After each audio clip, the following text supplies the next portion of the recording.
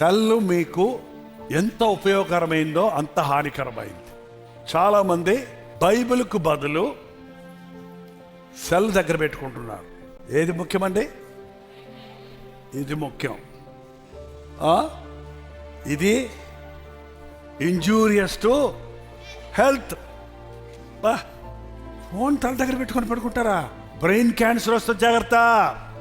చాలా రోగాలు, కళ్ళ జబ్బులకి కారణం సెల్ ఫోన్ స్క్రీన్ చూడటం వల్లనే. సెల్ మీకు పడుకునేటప్పుడు మీ బెడ్రూమ్లోనే ఉండకూడదంట, కొత్తగా చెప్తున్నారు ఇప్పుడు.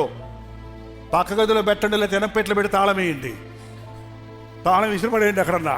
మీ సెల్లో దేవుని వాక్యం మాత్రం వినండి.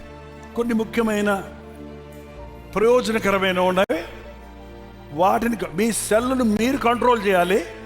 అది మిమ్మల్ని కంట్రోల్ చేసిందంటే డెఫినెట్గా ఎక్కడ తీసుకెళ్తుంది తెలుసా? నరకానికే. పొద్దునే లేచినంటే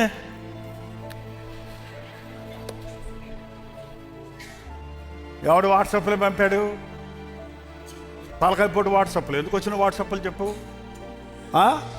అది కొనుక్కో, ఇది కొనుక్కో అని వస్తుంది అక్కడ. లేకపోతే వాడో వీడో తిట్టి పెడతాడు అక్కడ. అది చదివిన తర్వాత నీ మనసు అంతా ఏమైపోద్ది? పాడైపోద్ది. ఇక పొద్దున్నే పాడైపోయిందంటే బతుకంతా రోజంతా ఏమైపోద్ది? పొద్దున్న తిట్టుకుంటూ దినమంతా తిట్టుకుంటూ ఉంటావు. ఏంటంటే దేవుని వాక్యం పెట్టుకోండి. పొద్దున్నే ఎతకాల్సింది ఏంటో తెలుసా? నా దేవుడు ఈరోజు నా కొరకు ఏ సందేశాన్ని సిద్ధపరిచాడు.